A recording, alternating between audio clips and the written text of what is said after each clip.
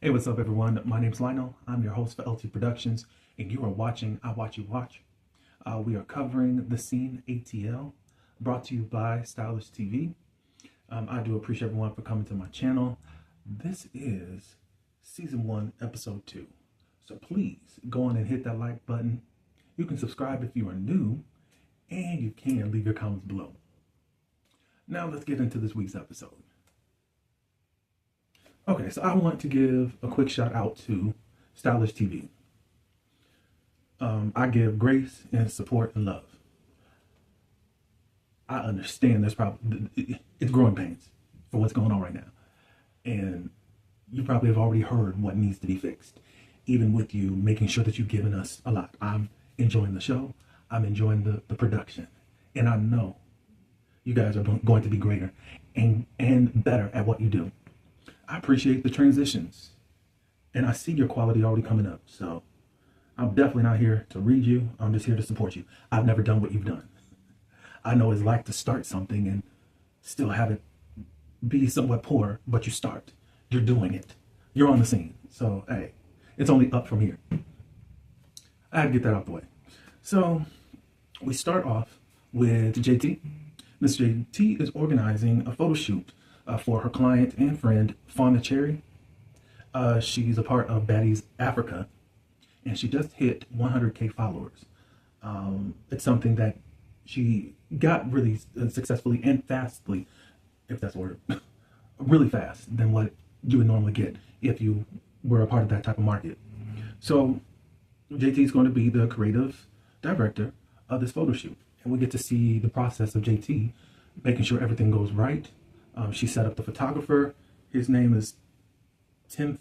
I didn't write his last name. Tim, it starts with an F. Anyways, so there was delays with the makeup artist for Fauna.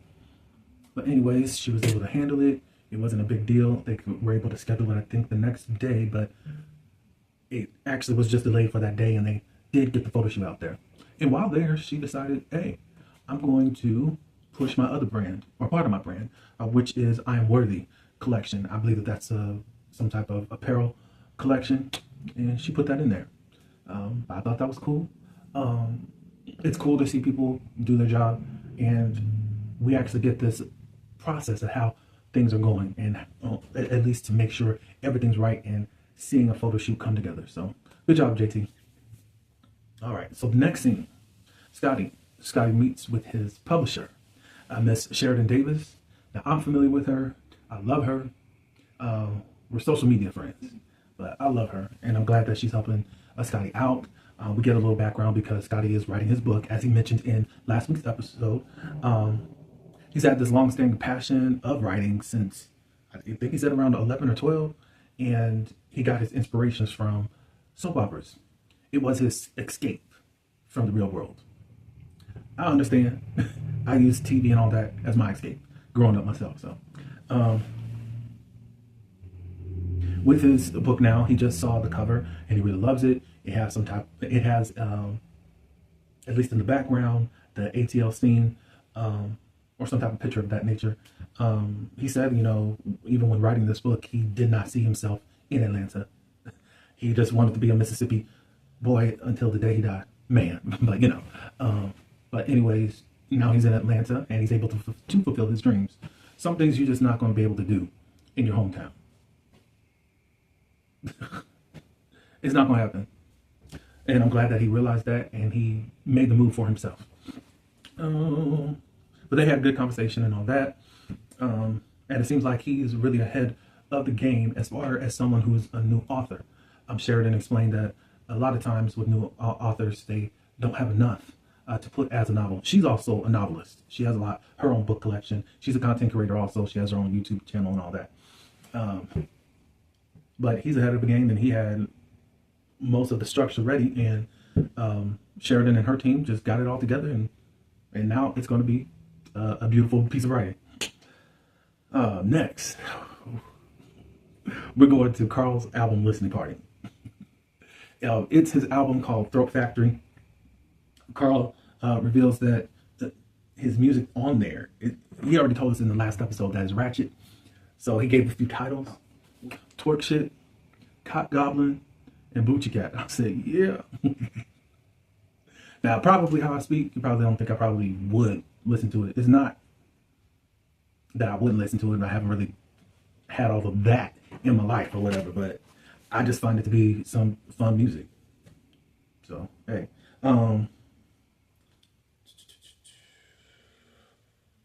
JT, they all are coming to meet Carl at his album listening party. And JT, who's already expressed once on meeting somebody someplace, like with Scotty, meeting someplace less appetizing to her. Because obviously the Potomac streets of Atlanta, I know I'm saying it wrong, just walk with me, is where she's from. But anyways, she has a lot of comments about being on the west end of Atlanta. Yeah, so I'm really curious to see the streets that she's on so that we can just get a feeling as to what she's used to.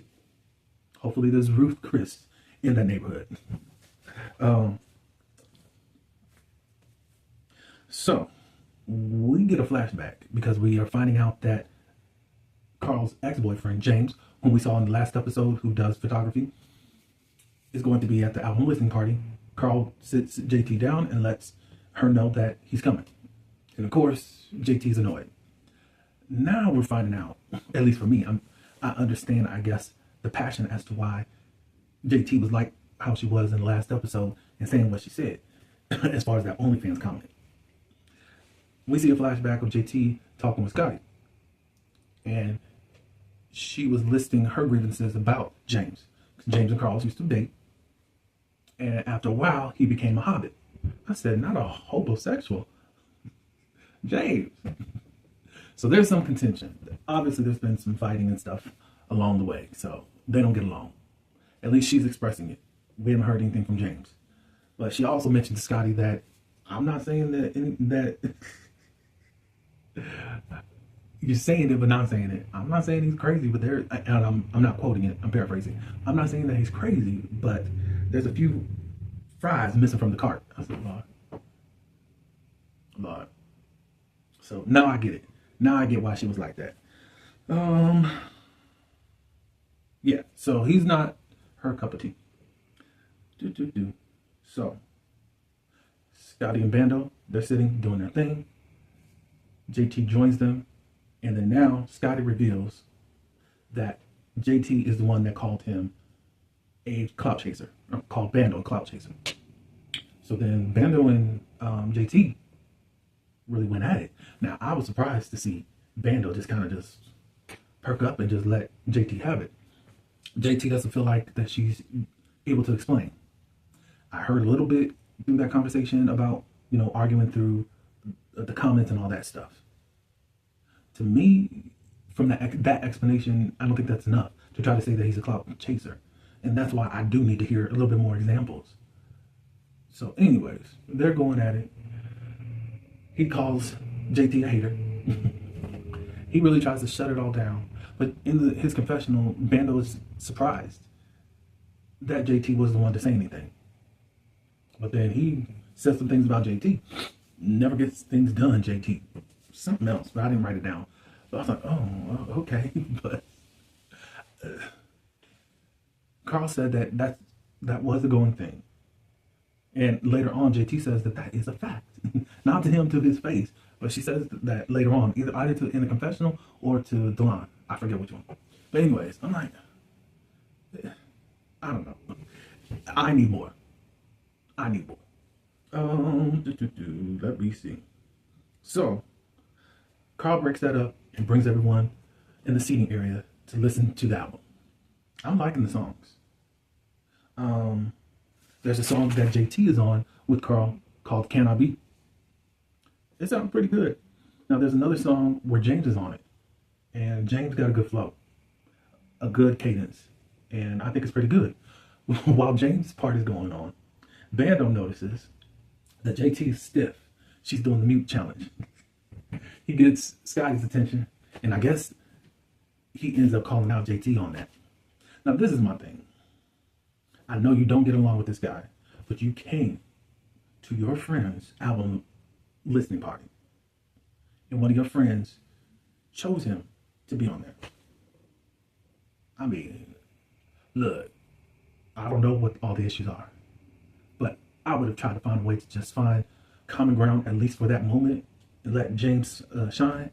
But maybe you think that he's a cloud chaser too. I don't know. I don't know. But I do acknowledge that you do have a past with him that you would rather stay away from him at this point. Let's see. So, of course, Carl is trying to introduce everyone a little bit. Mostly everyone that's seated on those couches pretty much know each other.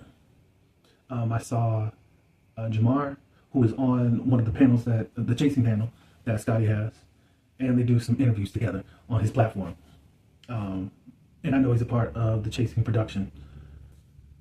Another lady I just saw on one of the reviews for Whether You Like It or Not. But anyway, she was sitting there and she provided her own entertainment, and I'll get into that in just a second. But anyway, so after Carl said, well, y'all pretty much know each other, Vandal says, yeah, but I don't really know James here. Next thing you know, he says, I got that $20 for you. And the crazy thing is that you could tell that people knew what he was talking about. And he said, I got that $20. James going off right away. What the F do you mean? Da, da, da, da. My jaw was on the ground. My jaw was on the ground. So I don't even know if Bando and this dude have beef or what, but he got the party started. Is this the attention I was talking about? So, this is my determination. I feel that JT is the Ashley Darby of this series. Bando is the King and More of this series. Kenya will get stuff started and cause a scene. On the scene. So it went on between them for a little while. Scotty's trying to stop. You got whomever the lady is that's sitting, that I was speaking about, that was on the Whether You Like It or Not panel, got her device out recording.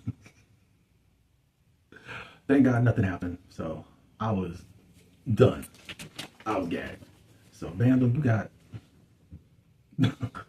we seeing what you're working with. Thank you for giving us entertainment. Carl says, okay, after he kind of like has a little ceasefire thing. Well, hopefully we work together in the future. Not. That ain't gonna happen. Not at all. So we get done with that scene and we're gonna move on to Scotty. Scotty meets up with his friend DJ the Singer. Now, if that's his song in the background as he's coming up to the place, he sounds good. Anyways, he does sing a little bit later, but I'm like, that is such a beautiful voice. Anyways, he's a background singer, or he's been a background singer. Now he is an artist, but he's been a background singer for Kanye and Kelly Price. I don't too much care for Kelly Price. However, I can't deny the gift. And she's a product of Mariah Carey. So look, if you singing with them, I know you got some talent and you have a gift. He'll be performing at the Truth Lounge, which is where Scotty met him at. He's preparing for his new album that's going to be coming out soon. He has some old songs that he put on a mixtape, and I guess he released this music. I'm going to look him up because I want to hear what all he has. I know he's not in the opening credits, but he does get a green screen. So I'm just wondering if he's just like a friend of. But his presence and what he's bringing looks like he can really be a part of the cast and be main cast. But hey, I don't know what's going on. He's also going to be bringing forth a podcast and working YouTube. Of course, Scotty is a great connect. He's been in this game. I think he just celebrated, was it 15 years, Scotty? I think it was 15 years he had that anniversary. So anyway, Scotty talks about what happened between JT and Bando, and he admits his part in it. He owns his part. He feels he's kind of the bone carrier, and he owns it. He feels like, was he being messy, or was he just telling the truth? I mean, it has to come out. They said it on camera. even though I think that JT was going to bring it out, I don't think it was going to be anything that had to be, it wasn't going to be something that you probably didn't have to drive. JT was already in the car, in the driver's seat, and you kind of took over the wheel.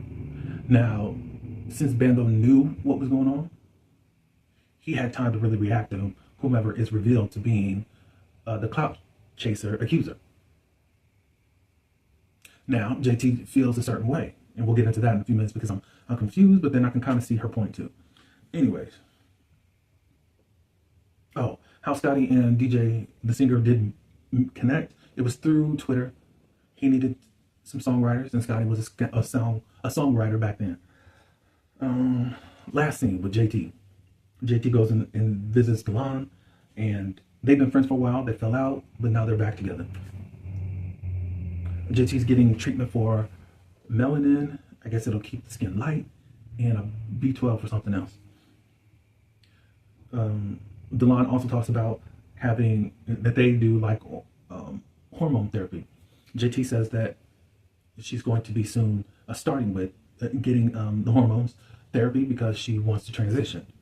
And she really will prefer Delon over going with a stranger. I think that's the best bet. Too many folks are doing too many crooked things, and you in the land of Atlanta. I know that's y'all's home, but so then JT fills Delon in on what happened with James and Bando. They don't know where that came from. They didn't even know that Bando knew James. It just happened. It created a good scene though. JT, and then also with her and Bando. You know, he was just coming at me much harder and aggressively and didn't let me say my piece and da da da da. You know, but I think that we'll have a more intimate conversation so that we can get things clear, you know, because in our confessional, JT was like, "You're a clout chaser, but you know, you're good." But that's not, to me, how you were presenting it to Scotty, because you presented it like he's using Scotty, at least what I was getting it from. And that's why Scotty was like, "Look, I pursued him, so I don't know how he's chasing off of me. He was at a standstill. I went and got him. I chased him." So that, anyways, JT admits that he tried to eat me up. So obviously some of that stuff was getting to you. But she said that she played it cute, but not again. I think you were thrown off because you didn't know that Bando would give that type of energy. And at the moment, I'm sure you're witty and you can do all that. Probably you didn't know how far that you would go. Possibly. I don't know your temperature or temperance. So maybe you would say something that you regret in the moment, but I think possibly you were just taken aback at how Bando was responding to you. She also wants to find out how Scotty presented this to Bando. And I'm like, I was confused. Like, what? Well, you know how you said it. To me, I felt like it was messy at how you said it and tried to relay it over to Scotty. Well, we found out that Bando was a part of the music video that You're on the Same Song Cannot Be. Bando and Scotty was there. I'm like, so did you feel some type of way when Carl was using him? I'm like, was he chasing then? Those are my questions. Was he chasing clout, being with Carl? Now, Carl did say that he already knew how you felt. But then at the same time, like, were you giving some type of stank energy to him? Like, it's, I can even see from Bando's state, like, you've been in my face all this time and you ain't told me nothing. But now you're going to a dude that I care about, that I could or could not be dating. And you trying to really run interference there. So, no, I'm going to give you that type of energy. Do I understand Bando's energy? Yeah. Could I understand how you feel at this moment? Yeah. But it can look like you're shady and you're one way in front of people's faces and another behind their backs. Especially if y'all working on a project together and now you got all this, oh, he's chasing clout. So, yeah. Anyways, this was a good episode. So I appreciate everyone. I appreciate the cast and crew. Y'all are doing phenomenal. And I know, as I said before, it's only up from here. Just keep going, keep pressing. I do appreciate everyone for coming to my channel. Like, comment, subscribe. Tell me what you think. Is JT the Ashley Darby? And Bando is the king of more. And do you got $20? All right, that's all I got. Until the next one, peace.